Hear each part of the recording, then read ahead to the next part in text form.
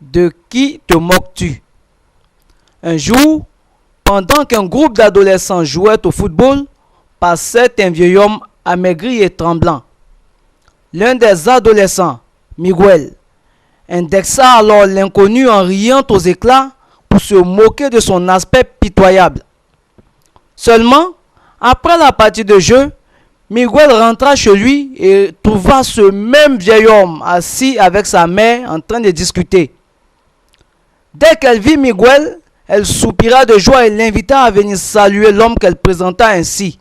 « Tu dois la vie à ce monsieur. Quand tu étais tout petit, tu es tombé dans la rivière et étais sur le point de te noyer quand il a risqué sa vie pour te sauver d'une mort certaine. Malheureusement, c'était presque l'hiver et les eaux étant glaciales, son corps n'a pas pu supporter. Et depuis, il est malade, amaigri et tremble sans cesse. » Miguel restait perplexe, en eut le cœur brisé. L'idée de sa méchanceté le remplissait de honte et de mépris envers sa propre personne. Que penserait le vieillard à l'égard de Miguel? Que penses-tu, toi, de Miguel? Toi qui écoutes ce message. Comment te sentirais-tu à la place de Miguel? Du vieillard? Le fait qu'il ignore le récit de son salut annule-t-il sa méchanceté? Et la colère de ce vieillard à son endroit ne serait-elle pas justifiée? En vérité, je te le dis, bien-aimé, tu n'es pas différent de ce jeune homme.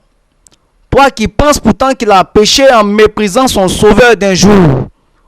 Ne reprends-tu pas sa méchanceté en méprisant Jésus-Christ qui t'a sauvé pareillement en donnant sa vie pour la tienne? Ce vieillard ignorait tout des conséquences de son acte héroïque sur sa santé et ne se doutait certainement pas de la souffrance qu'il allait endurer le reste de sa vie après sa plongée salvatrice. Mais Jésus, lui, savait clairement ce qui allait se passer, selon Luc chapitre 9, verset 22. Il savait qu'il devait être cloué à la croix dans la douleur et le sang pour que tous les hommes aient accès au salut. Selon qu'il est écrit, or sans effusion de sang, point de pardon. Il s'est livré volontairement pour payer le prix de ton salut et veut juste que tu lui reconnaisses cela, que tu le reconnaisses comme ton sauveur en l'invitant à entrer dans ta vie. Car seul celui qui sauve une vie sait comment en prendre soin. Choisis maintenant, bien-aimé, de l'accepter, ou comme Miguel, attise sa colère en te moquant de lui. Seulement sache que dans sa juste colère, il a réservé un jugement à tous ceux qui l'auront rejeté. Actes chapitre 17, versets 30 à 31. Alors, si tu as fait le bon choix, comme moi il y a quelques années, fais cette prière. Seigneur Jésus, je reconnais que tu es mon sauveur et que toi seul as payé le prix pour que je sois délivré de l'enfer que tu as réservé pour le diable et pour ses démons. Entre dans ma vie maintenant et transforme-moi, car je veux faire ta volonté. Amen. Ceci est un message du frère Gaius. Restez bénis au nom de Jésus. Amen.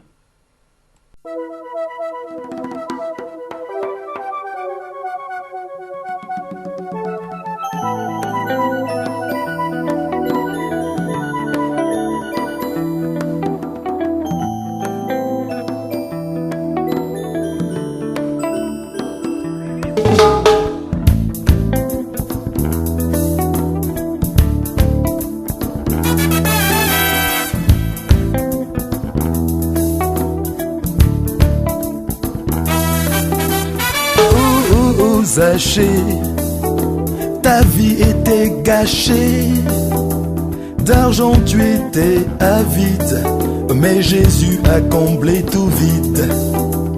Oh, oh, oh, Zaché, Ta vie était gâchée, d'argent tu étais avide, mais Jésus a comblé tout vide.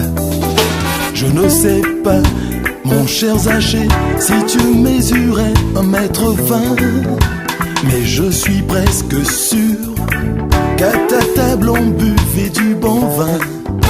Je ne sais pas non plus, mon cher Zachée, si tu faisais le malin, mais je suis presque sûr que tu portais la pourpre et du falin.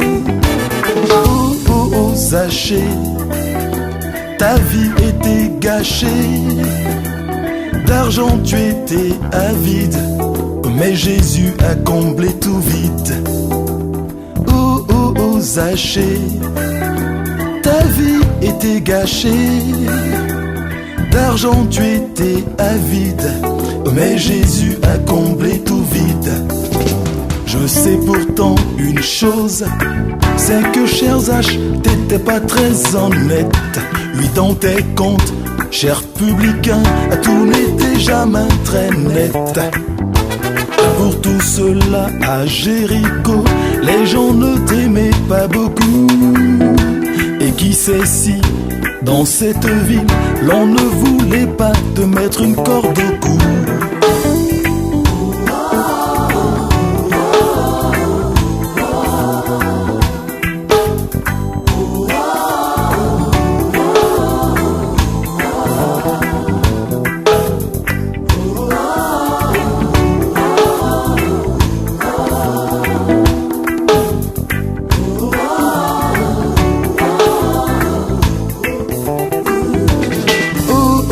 Zachée, ta vie était gâchée, d'argent tu étais avide, mais Jésus a comblé tout vide.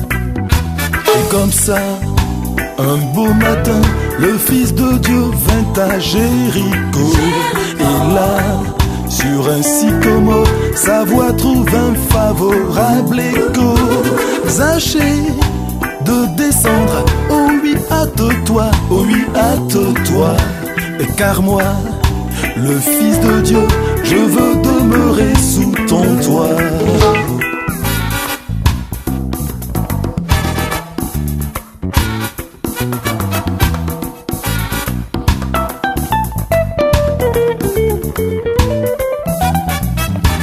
Ainsi, à la vitesse de l'éclair, Zachée descend du sycomore.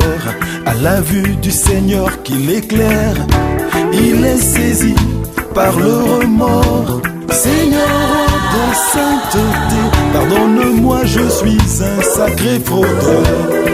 À la vérité, j'ai confondu portefeuille et porte-bonheur.